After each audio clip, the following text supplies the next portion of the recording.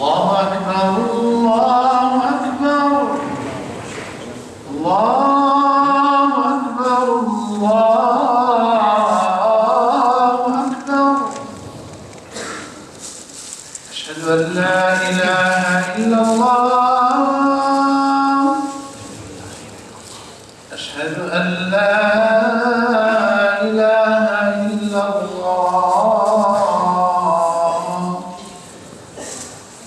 أشهد أن محمدا رسول الله.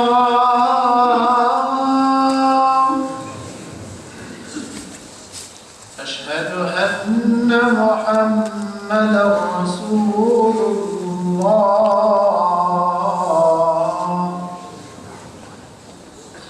حي على الصلاة.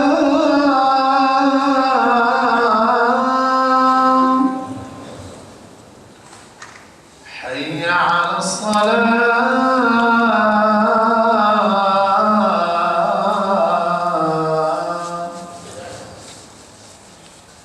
حي على الفلاح.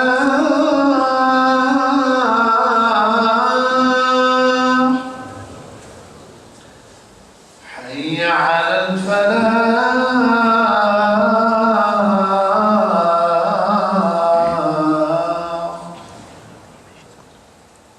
الله أكبر الله أكبر. لا إله إلا الله.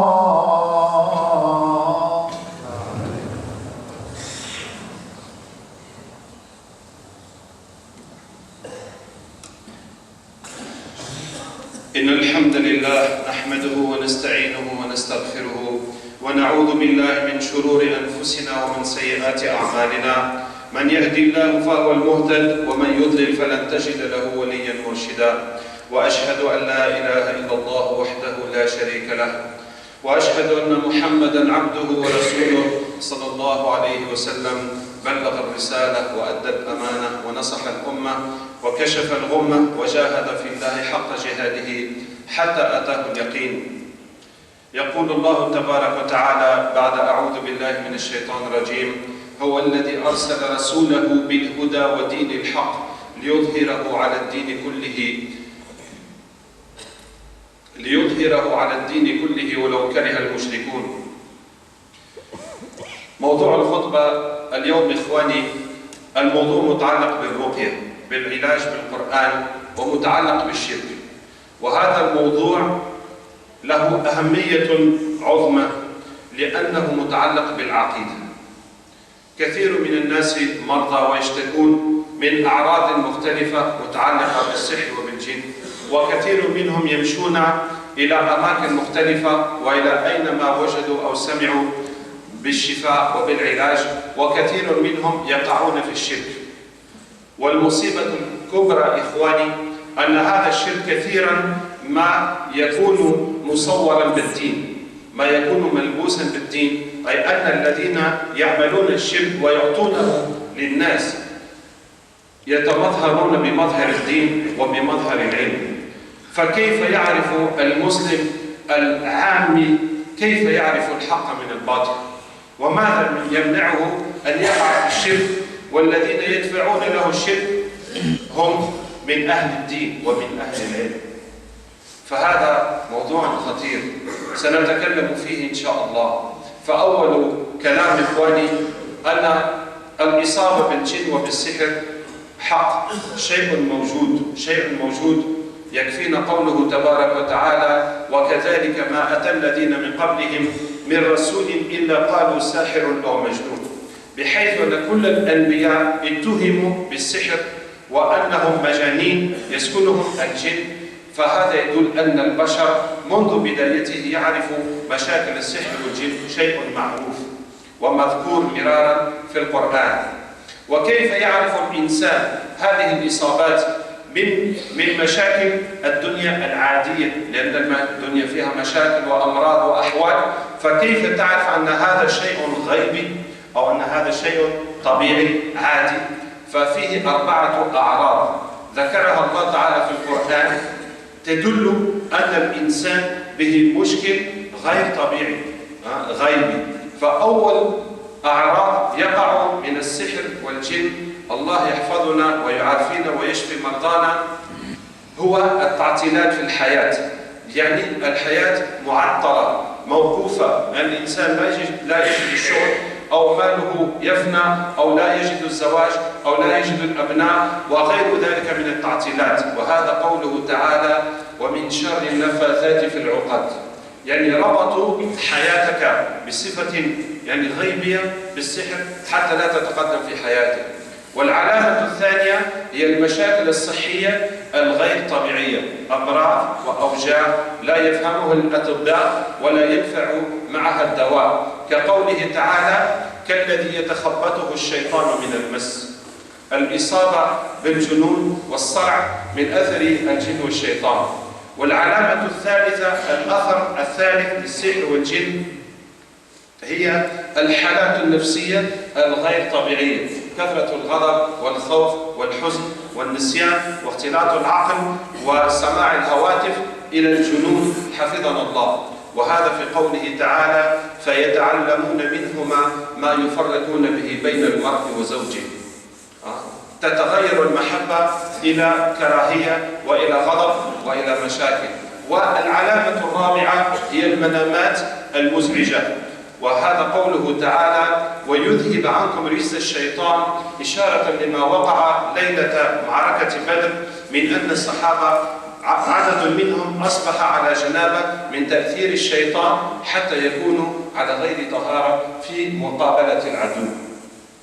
فهذه العلامات، والإنسان إخوان يتعالج بالقرآن ولا بد أن يترك الشرك، ولكن سنفصل إن شاء الله بالإنجليزية. أما الشرك أنواع، وسأتكلم في نوع واحد وهو التمائم. وهو إخواني التمائم ما يعلق التمائم بالعربية، ويقال في تونس أو المغرب الكتاب والحرز، ويقال في لغة نيجيريا جوجو، وفي لغة الكومور حريز، ويقال في اللغة الهندية تعويذ. أما التعويذ، لفظ التعويذ يدل على الاستعاذة بالله تبارك وتعالى، ولكن كلمة التعويذ تدل على التمائم التي يعلقها الإنسان طلبا للحفاظة وطلبا للشفاء. وهذا حرمه النبي صلى الله عليه وسلم في عدد كبير من الأحاديث. ولكن الشيء البشع إخواني، لما نفتح هذه التمائم من المرضى وننظر ما فيها، نجد أسماء الجن وأسماء الشياطين والأشياء التي لا ترضي الله تبارك وتعالى، وهذا أجمع العلماء على تحريمه. والله أقول لكم فقط هذه مرة يعني عالجنا عالما وكان له تعويذ، كان له تميمة أعطاها له عالم آخر، ولما فتحناها والله كان كتب فيها 5 أسماء: فرعون وقارون وأبو جهل وشداد وإبليس. وهذا الشيء الذي كان يعلقه على نفسه.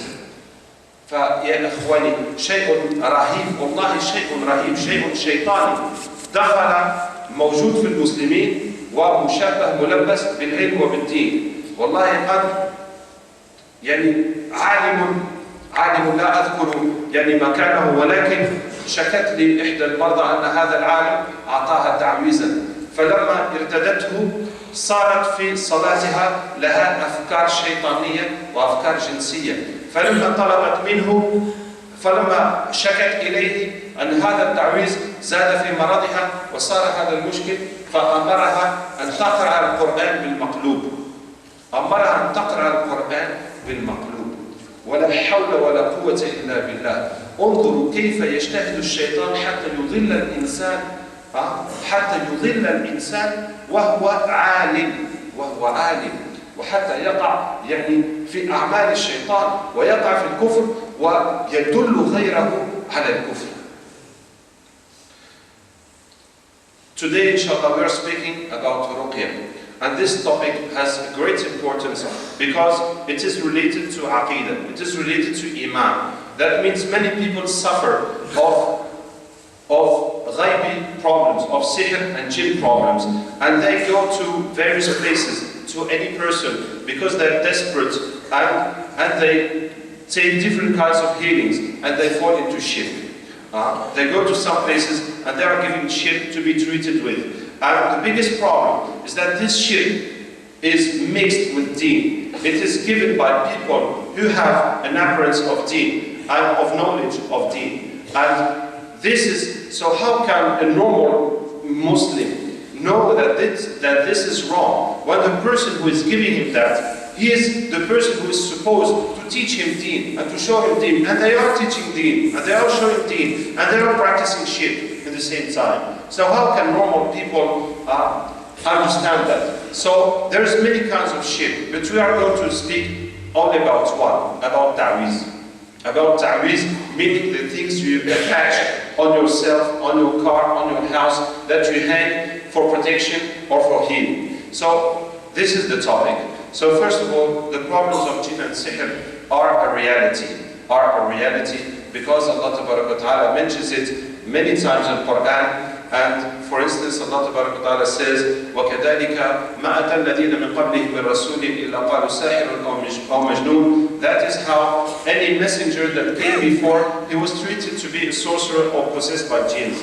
And this shows that in all human communities, the phenomenon of jinn of sihr was always known. And it is mentioned many times in Quran. So how can one know that he is concerned by sihr or jinn problem? There is 4 symptoms that Allah Ta'ala says in Quran, 4 effects of jinn and sihr and ayn. And these 4 effects, that lets you make the difference between what is normal, usual problem and what is ghaibi problems, mystic problems related to something else that is jinn and sihr and ayn. So the first problem, the first symptom is blockages in life. You cannot get a job, your money gets wasted, you can't get married, you can't have children, you can't study, you can't pass your examination, whatever programs you are doing, they all get stuck, they get blocked. Repeated and unusual blockages until you understand yourself that this is not something normal. There is something blocking my life. So this is what Allah Ta'ala said, النَّفَّاثَاتِ فِي الْعُقَادِ, those who blow on the knots. That means they made sihr, they attach these knots to attach your life. So that will attach someone's life so he will not work, or that will attach a woman's womb so she will not have children, or that will attach a child's brain so he will not understand at school. So that is the first symptom. The second is unusual health problems. So you have pains, you have diseases that doctors don't understand, and you're taking medicine, it's not going, and it's stayed there for years. And in this Allah Ta'ala says, كَالَّذِي يَتَخَبَّطُهُ الشَّيْطَانُ مِنَ الْمَسِّ, like the one who is shaken by shaitan, being possessed by shaitan, epilepsy crisis due to jinn and possession. And many health problems caused by sihr and jinn. For example, if someone has eaten sihr, it will give him pain in his stomach. If you walk on sihr, it will give you skin problems, skin diseases and psoriasis, etc. And the third problem, the third symptom of sihr and jinns is unusual mental states. Too much anger or sadness, depression or fears, phobias or forgetting, not being able to concentrate, or hearing things, seeing things, going up to madness. And that is what Allah Ta'ala says, فَيَتَعَلَّمُونَ مِنْهُمَا مَا يُفَرِّقُونَ بِهِ بَيْنَ الْمَرْءِ وَزَوْجِهِ. They learn from them how to separate a man from his wife. The love will turn into hatred, there will be too much anger, too much bad words, etc. until getting to separation. And the fourth symptom is bad dreams. So when sihr is done, you will be seeing in your dreams snakes, dogs, people chasing you, birds, dead people, water, climbing, falling, sexual dreams, etc. And Allah Ta'ala says about this, وَيُذْهِبَ عَنْكُمْ رِجْزَ الشَّيْطَانِ, talking about the battle of Badr. And the night of Badr, many Sahaba had janaba, had wet dreams, and Allah Ta'ala says that is shaitan who made those dreams so that they will be in janaba, not have tahara for the battle, and Allah Ta'ala sent rain so they can purify themselves, so they can take ghusl and be pure for the fight. So sexual dreams and different nightmares made by jinns, shayateen, and sorcery. So that is how anyone can know that he has a problem of jinn and sihr. So if you see that, you must treat yourself with Quran. I'm going to give you a simple way, but very effective and very important to do. How to treat oneself with Quran. So you will take some water and read on it Fatiha, Ayat al-Kursi, Qul huwa Allahu ahad, Al-Falaq, and Nas. Plus 3 special verses to remove the sihr. It is the verses of Musa alayhi salam with the sources of Fir'aun, where Allah Ta'ala says that Allah destroys the sihr by His words. It is in Surah Al-A'raf, وَأَوْحَيْنَا إِلَى مُوسَى أَنْ أَلْقِ عَصَاكَ فَإِذَا هِيَ تَلْقَفُ مَا يَأْفِكُونَ, etc. from 117 to 122. It will be written and given to everybody.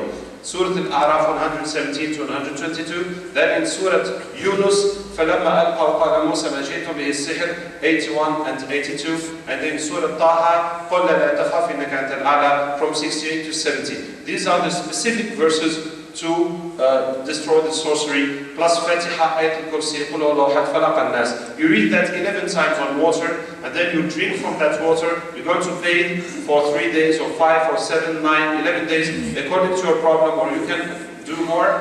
And you're going to spray your house with that water. If you have a shop or a business, something that's not working, blocked by sihr, or even a car, you will spray it with that water, that will go. So this is a basic and simple way, and you can read more than that. The more you read, the more the power of Quran will add into that water, and will be and will help you remove anything evil you have. So this is the basic way to treat oneself with Quran. And may Allah Ta'ala accept us and guide us and cure us and remove the shirk from the life of Muslims.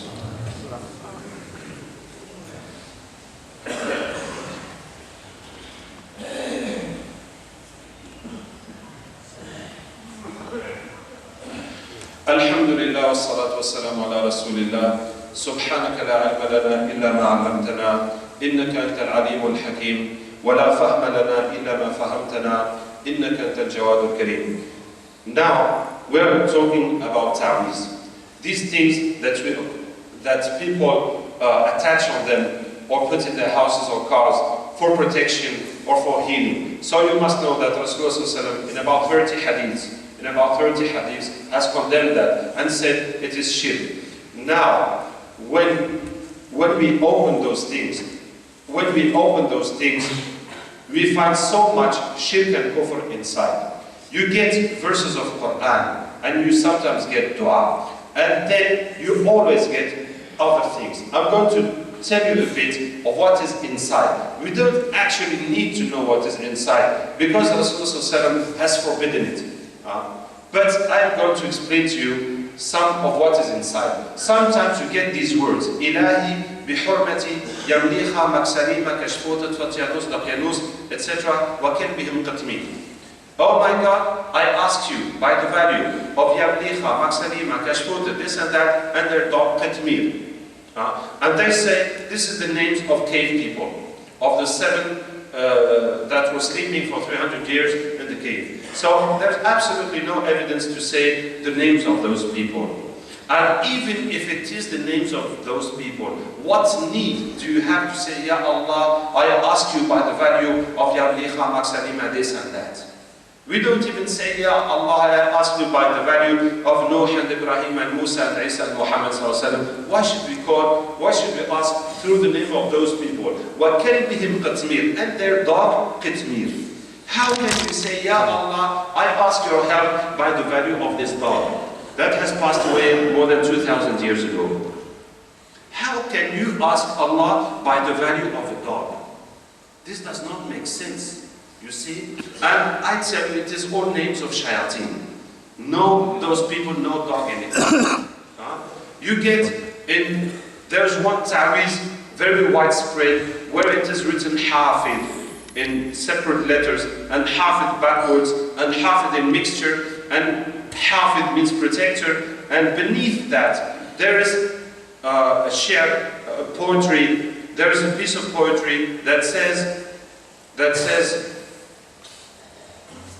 MashaAllah. There's a piece of poetry that says لي خمسة أطفي بها حر الوباء الفاطمة المرتضى والمصطفى وابنهما والفاطمة.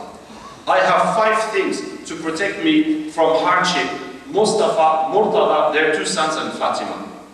It is Muhammad sallallahu Ali, Hassan, Hussein, and Fatima.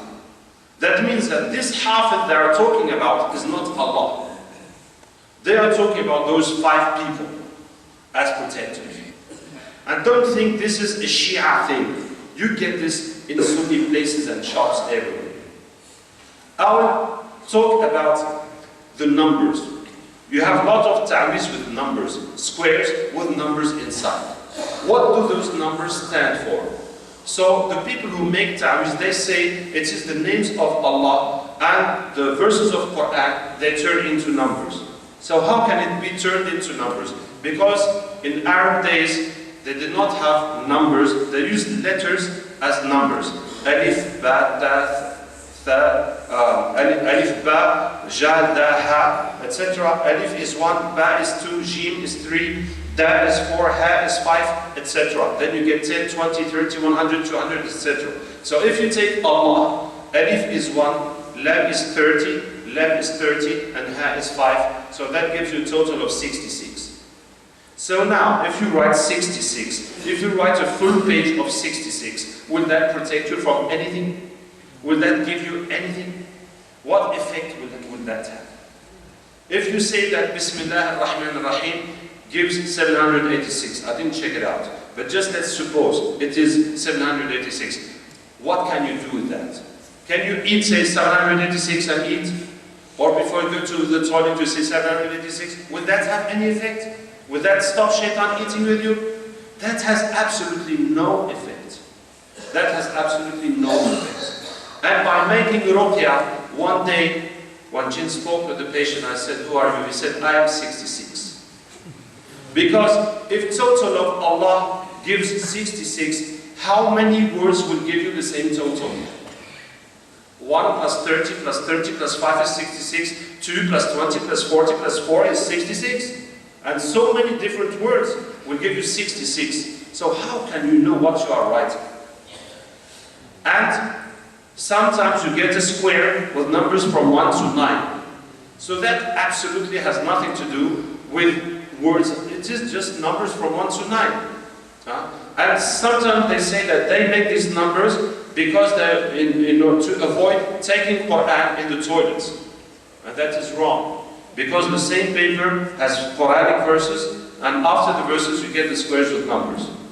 So it will all go to the toilet anyway. And none of those people could ever explain what does that square stand for.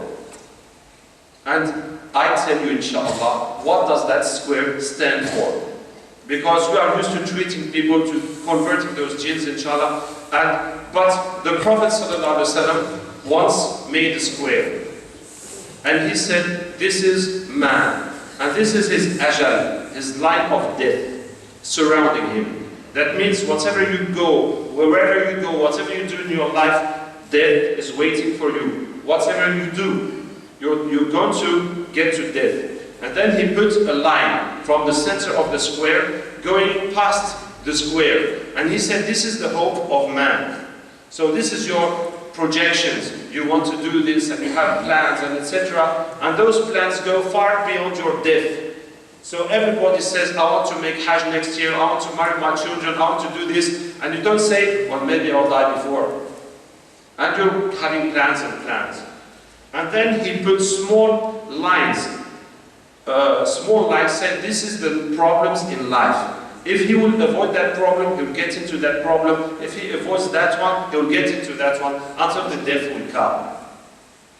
And that is how that square with numbers function.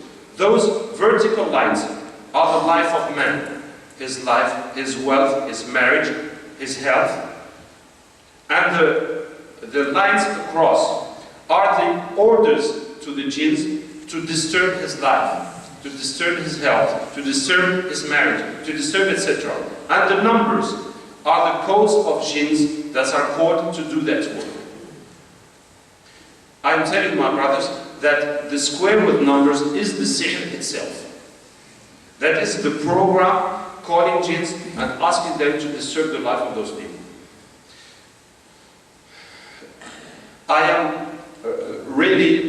I am so full up with these things because we are treating people and we are seeing this and we are trying to discuss with the ulama, with the maulanas that do those ta'weezes. One of them really did not want to discuss this and was against us, and Allah Ta'ala made that I had a patient that came after she has seen him. She told me that he gave her a ta'weez. Since she put that ta'weez, she started having sexual obsessions in her prayers.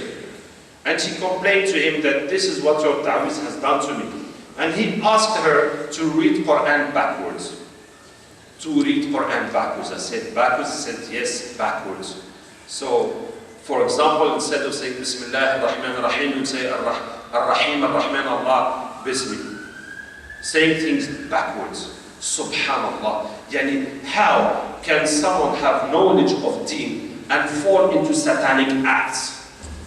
It's clearly satanic acts. You see? So, this is my message, Allahumma al-Balagh. So really, we ask everybody, if you have done ta'weez, if you have ta'weez, remove it all. If you have it in your house, you must not leave it. If there is numbers or something that you don't understand inside, or some names, sometimes you get bored with names of Allah Ta'ala, but inside you have other names. Inside you have other names. Or if there is numbers or something you don't understand, you must not leave it. And if you do have frames in your house of Quran, Ayatul Kursi, whatever, you must know that is only decoration. That is only decoration, and that will maybe to remind you when you see it, you will think of Allah, you will think of reading Ayatul Kursi or making dua before going to toilet or whatever, but that is not protection. So Rasulullah said, if you read Ayatul Kursi before sleeping, not when shaitan can approach you, an angel will be appointed by Allah Ta'ala to protect you. But if you put a frame of Ayatul Kursi over your bed, do you think that will protect you? That will not protect you. You have to read it every time. And even if you have something that only has Quran, even if you write it yourself, it is only Quran, it does not protect you. Just think that you have hasanat for reading Quran. Do you have hasanat for carrying Quran? Do you have hasanat that you go to work, you go to take a Quran in your pocket and you have your wuzu and keeping that all day? Do you have any hasanat for that? There is not hasanat for that. There is not hasanat for going around having a Quran with you. So if there is no hasanat, there is no barakat. There is no blessing. That will not help you in your life. The blessings come through good deeds. The good deeds bless your life. Because Allah Ta'ala says, مَنْ عَمِلَ صَالِحًا مِنْ ذَكَرٍ أَوْ أُنْثَىٰ وَهُوَ مُؤْمِنٌ فَلَنُحْيِيَنَّهُ حَيَاةً طَيِّبَةً. Whoever does good, being believer, male or female, we will give him a good life. So the more you do good actions, the more you have iman, the more your life will become good. It is the good actions that bless your life. And something that has no hasanah, that has not been taught by Islam, will not give blessing into your life. May Allah Ta'ala accept us and guide us. I have to announce to you that Sheikh Absalam Yassin has passed away. May Allah Ta'ala give him mercy. يعني نخبركم أن الشيخ عبد السلام ياسين من المغرب توفي رحمه الله. May Allah Ta'ala give him mercy, accept him and raise him in Salihin and forgive his sins and be his Khalifa, his successor in his family. اللهم ربنا لك الحمد كما ينبغي لجلال وجهك وعظيم سلطانك. اللهم صل وسلم وبارك على سيدنا محمد وعلى آله وصحبه أجمعين. ربنا تقبل منا إنك أنت السميع العليم وتب علينا إنك أنت التواب الرحيم. اللهم اغفر لنا ما قدمنا وما أخرنا وما أعلنا وما أسررنا وما أنت أعلم به منا. اللهم ارحمنا بترك المعاصي أبدا ما أبقيتنا. اللهم فقهنا في ديننا وبصرنا بعيوبنا وأشغلنا بعيوبنا عن عيوب غيرنا. اللهم حسن أخلاقنا وارزقنا محبة المسلمين يا أرحم الراحمين يا أرحم الراحمين. اللهم أخرج من قلوبنا حب من سواك وخشية من سواك وتعظيم من سواك. اللهم أخرج من حياتنا ما يبعدنا عنك. اللهم أخرج من حياتنا ما يمنعنا من معرفتك وعبادتك حقا يا أرحم الراحمين يا أرحم الراحمين. اللهم اصلح أحوال المسلمين. اللهم ردنا إلى الدين وإلى سنة حبيبك صلى الله عليه وسلم. اللهم ألف بين قلوب المسلمين. اللهم تقبلنا واستعملنا لنصرة دينك وخدمة عبادك يا أرحم الراحمين. اللهم افتح أبواب الهداية للكفار والمشركين. اللهم اجعل وجودنا في هذا البلد رحمة لهم وهداية لهم يا أرحم الراحمين. واغفر لنا ما قصرنا في دعوتهم وفي بيان الحق والإسلام لهم يا أرحم الراحمين. اللهم ارحم أمة محمد صلى الله عليه وسلم رحمة عامة، وفرج عن المكروبين من المسلمين، وفرج عن إخواننا في سوريا وفي بورما وفي كل مكان يا أرحم الراحمين. وصل اللهم وبارك وسلم على سيدنا محمد وعلى آله وصحبه أجمعين. إن الله يأمر بالعدل والإحسان وإيتاء ذي القربى وينهى عن الفحشاء والمنكر والبغي يعظكم لعلكم تذكرون. واذكروا الله يذكركم وأقم الصلاة.